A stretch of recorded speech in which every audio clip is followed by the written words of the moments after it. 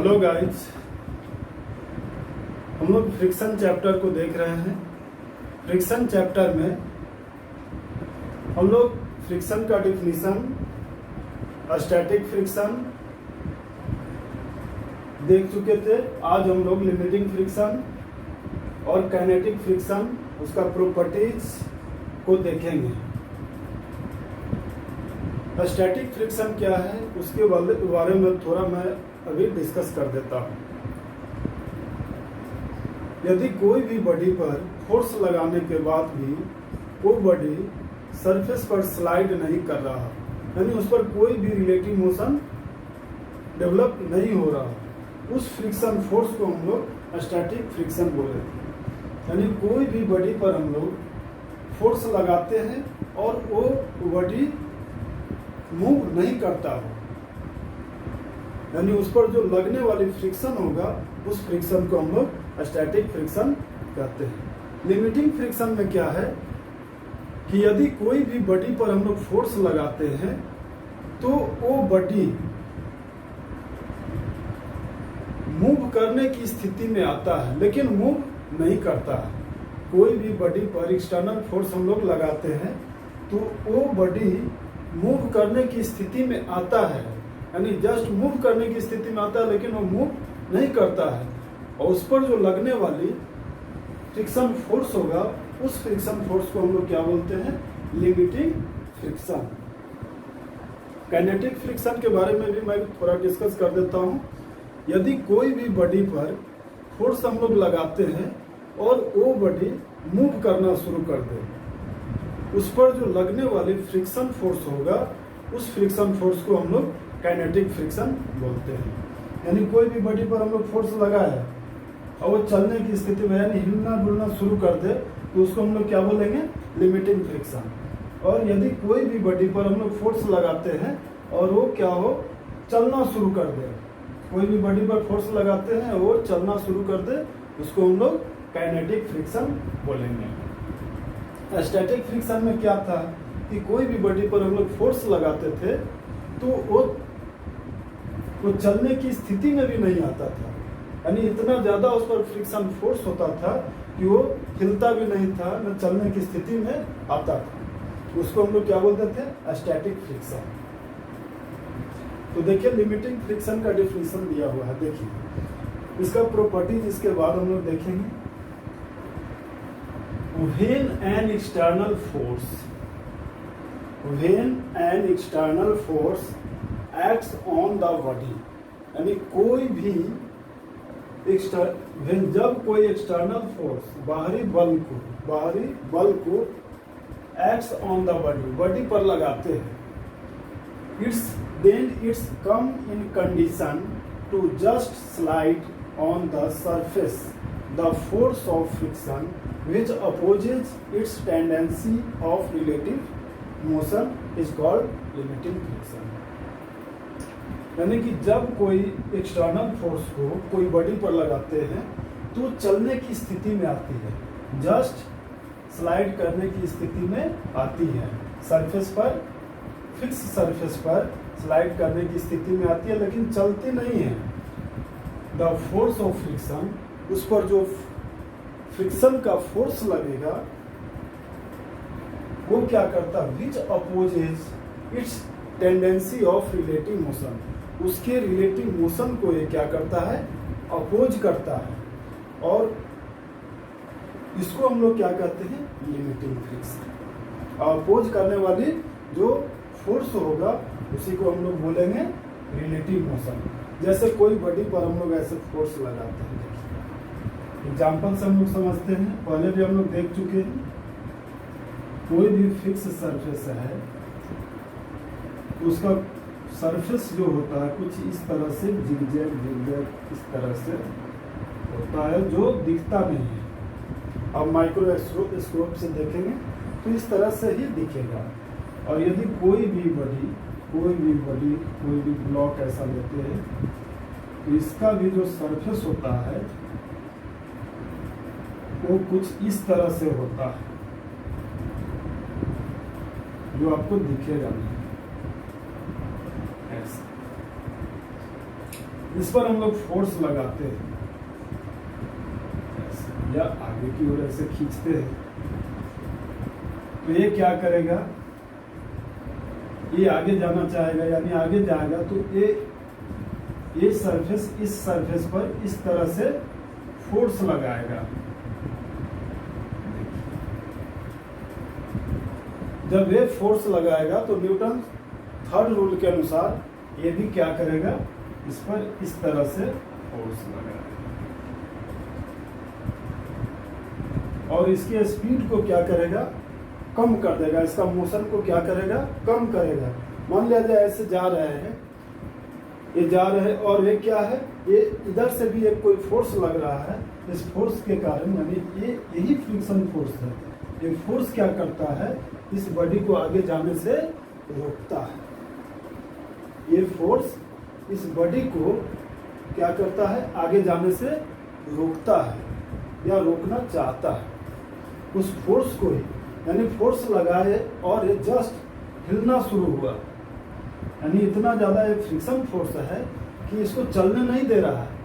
ये क्या हो रहा है, सिर्फ हिल रहा है, चलने की स्थिति में है लेकिन चल नहीं पा रहा है। उसको हम लोग क्या बोलेंगे, लिमिटिंग फ्रिक्शन। बहुत सिंपल है, आसानी से इसको समझ सकते हैं। स्टैटिक फ्रिक्शन में ये फ्रिक्शन का वैल्यू बहुत ज़्यादा होता था, जिसके कारण अगर फोर्स लगाए तो हिलता भी नहीं था, ये हिलता भी नहीं था। लेकिन लिमिटिंग फ्रिक्शन में क्या होगा, ये हिलना शुरू हो जाता है, हिलना शुरू होता है और पीछे की ओर एक फोर्स लगता है। उस फोर्स को ही हम लोग बोलेंगे लिमिटिंग फ्रिक्शन। और इसका हम लोग प्रॉपर्टीज को देखेंगे। सबसे पहले इसको क्या कीजिए कि एंट्री कर लीजिए, उसके बाद प्रॉपर्टीज ऑफ लिमिटिंग फ्रिक्शन को देखेंगे।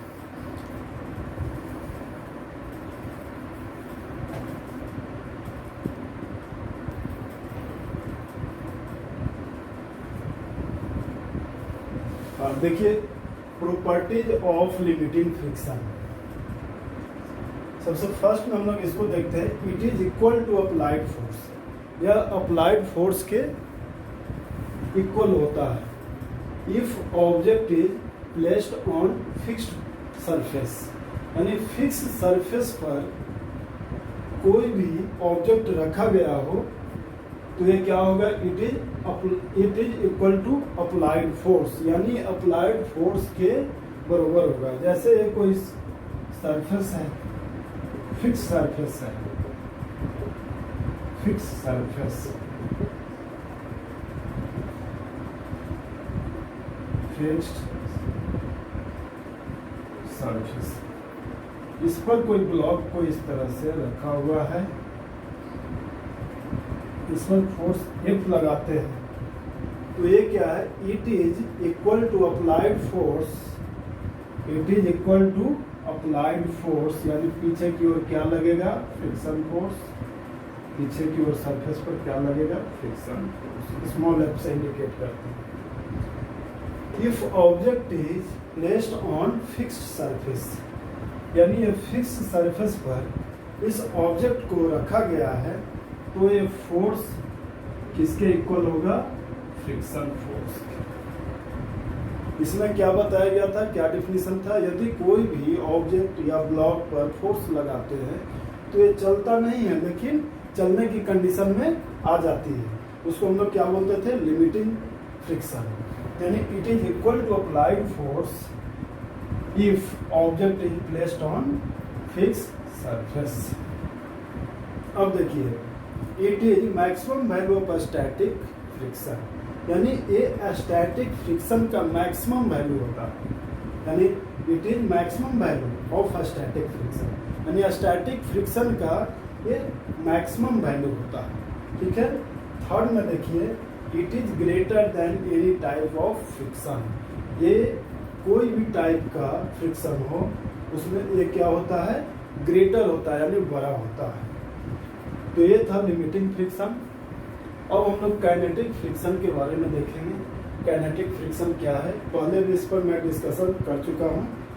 काइनेटिक फ्रिक्शन में क्या है, यदि कोई भी बॉडी पर फोर्स लगाते हैं तो ये बॉडी चलने की स्थिति में आ जाती है, या चलने की स्थिति में आती है या तो चलने लगती है, तो उसको हम लोग क्या बोलते थे, काइनेटिक फ्रिक्शन। तो इसको नोट कर लीजिए, उसके बाद आगे हम लोग देखेंगे, इसको मिटाएंगे अभी।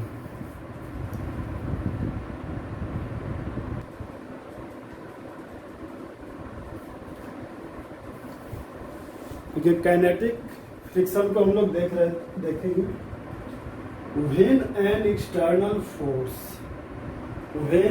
external force acts on the body, slides on the surface, then the force of friction, which opposes the tendency of relative motion, is called kinetic friction। यानी जब कोई एक्सटर्नल फोर्स किसी भी बॉडी पर लगाते हैं तो क्या करता है, सरफेस पर स्लाइड करना शुरू कर देता है। वो स्लाइड करना शुरू कर देता है या स्लाइड करना शुरू कर देता है। Then the force of friction, लेकिन उस पर फ्रिक्शन लगेगा, वो स्लाइड करेगा लेकिन क्या होगा, उस पर भी फ्रिक्शन लगेगा, और जो उस ब्लॉक का या बॉडी का मोशन को अपोज करेगा, और जो अपोज करने वाली फोर्स होगा, फोर्स ऑफ फ्रिक्शन होगा, उसको हम लोग बोलेंगे काइनेटिक फ्रिक्शन। इसमें क्या करते हैं, कोई भी एक्सटर्नल फोर्स कोई बॉडी पर लगाते हैं तो ये बॉडी स्लाइड करेगा, लेकिन इसके मोशन को अपोज करेगा, एक फोर्स अपोज करेगा, उस फोर्स को हम लोग क्या बोलेंगे, काइनेटिक फ्रिक्शन। उसको हम लोग काइनेटिक फ्रिक्शन बोलेंगे। इसको नोट कर लीजिए, अभी मैं इसका प्रॉपर्टी बताऊंगा।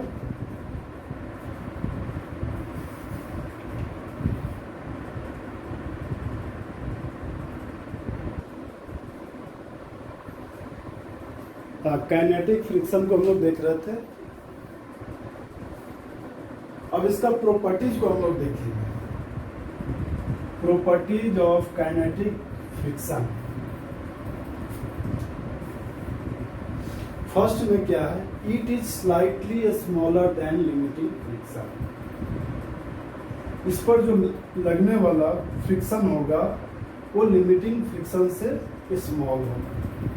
क्या होगा, लिमिटिंग फ्रिक्शन से स्मॉल होगा।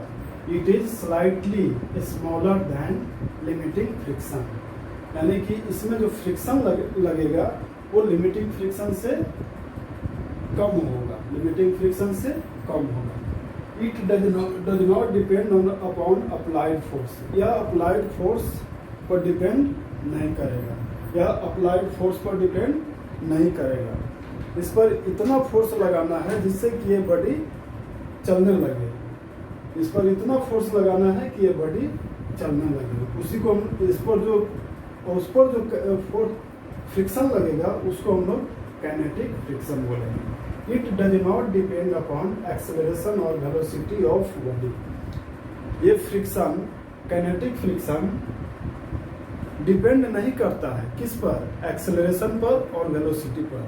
ये काइनेटिक फ्रिक्शन डिपेंड नहीं करता है किस पर, बॉडी में एक्सेलरेशन कितना है या वेलोसिटी कितना है, इस पर ये डिपेंड नहीं करता है, और कितना फोर्स इस पर लग रहा है उस पर भी ये डिपेंड नहीं करता है। तो आज हम लोग यहाँ तक रहने देते हैं। अगले क्लास में हम लोग सीखेंगे law of friction. Law of friction के बाद आपका बचा है angle of friction, angle of repose. उसके बाद इसका एप्लीकेशन को हम लोग देखेंगे। एप्लीकेशन देखने के बाद न्यूमेरिकल्स देखेंगे। जिस तरह से हम लोग न्यूटन्स लॉ ऑफ मोशन में न्यूमेरिकल्स एप्लीकेशन को देखे थे, जस्ट उससे रिलेटेड है। अगर वो समझ में आ गया हो तो ये आसानी से समझ में आएगा। इसका सारा न्यूमेरिकल्स आसानी से बनेगा, क्योंकि न्यूटन्स लॉ ऑफ मोशन से ही संबंधित ये भी है। इसमें भी नॉर्मल रिएक्शन का यूज होगा। नॉर्मल रिएक्शन हम लोग न्यूटन्स लॉ ऑफ मोशन में पढ़ चुके हैं। इसमें भी हम लोग इक्वेशन लिखेंगे, फोर्स को दिखाएंगे। ये सारे चीज़ को हम लोग स्टेप बाय स्टेप सीखेंगे और न्यूमेरिकल्स को बनाएंगे। तो आज यहाँ तक। नेक्स्ट क्लास में हम लोग लॉ ऑफ फ्रिक्शन को देखेंगे। Thank you.